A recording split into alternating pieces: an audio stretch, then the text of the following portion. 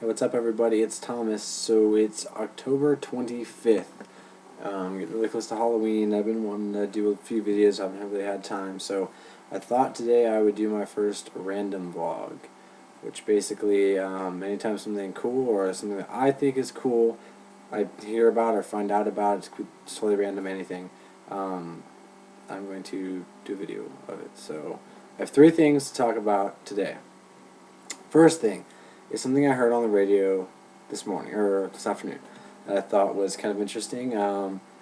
It's, I guess, this guy who, I guess he died he died a few days ago, or I don't know, a week ago, whenever, basically. His family was going through his garage or something. I'm not sure all the facts, but it was a cool story I heard. His family was going through his garage, and they found this unplugged freezer in his garage or somewhere.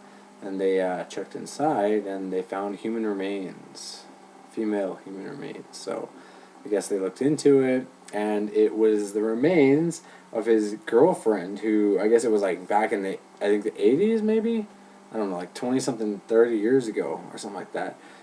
His girlfriend disappeared, and he grieved over her, told everyone, oh, she disappeared, I haven't seen from her, and she was never heard from again. They closed the case. Now, 30 years later, they found her remains in the freezer in his garage. So that's crazy to be going through your, dad or grandfather's garage and find out, whoa, he killed his ex-girlfriend and chopped her up, and she's been in this freezer this whole time. So I thought that was a pretty cool story that I wanted to share, and I don't know all the facts on that, but it reminds me of another story I heard a few years ago about a older woman who fell behind. I don't know if anyone's heard this one, but fell behind a entertainment center, and her family came home looking for her, and I guess she disappeared for days. And a week later, they started to smell something really bad, and they basically moved the entertainment center, and she was stuck back there. She fell, she got stuck, and she died while they were gone. So,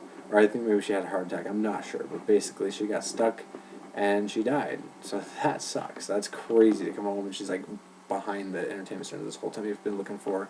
So it reminded me of that story. But and the next thing was something I heard a few days ago that maybe a lot of people will know. I didn't know this. I thought it was interesting to find out, but I guess what is his name? Bob Clark, the director of, famously known, I would say, for me anyway, is A Christmas Story. He's the director of A Christmas Story. I did not know that he also did Children Shouldn't Play with Dead Things and the famous slasher movie Black Christmas. I thought that's kind of crazy. I didn't know it was the same guy. I thought it was surprising to find that out. And then so I guess he made a couple.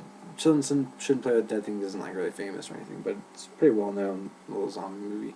And then Black Christmas is a pretty famous slasher movie. It's said by many people to be the one that kickstarted the slasher craze, and Halloween is really the one that's widely known for starting it, but Black Christmas, people argue that basically Black Christmas really started the whole thing. So that's a pretty famous movie, and then I guess he did A Christmas Story, which I love that movie.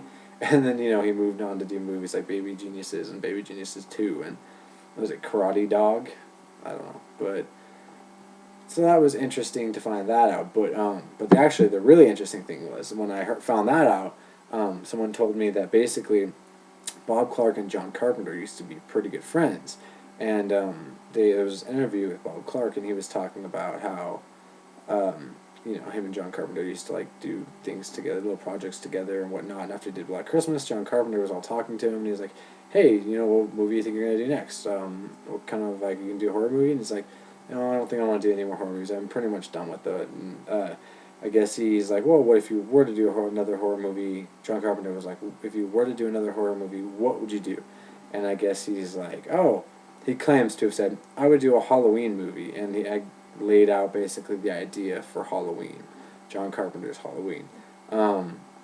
So he claims to have, not as far as I know, I don't know any facts about this. There's nothing legitimate. I haven't really researched it. I just heard this, and I thought it was interesting, so I thought I would share it. But I guess it's not in a bad way. It's not saying, "Oh, he stole my idea." He had no interest in making it.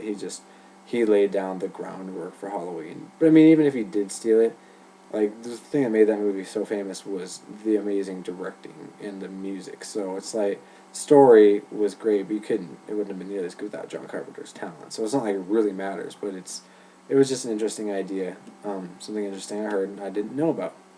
So if anyone knows anything about that story with John Carpenter, Halloween and whatnot, let me know. I would like to hear some more details about it.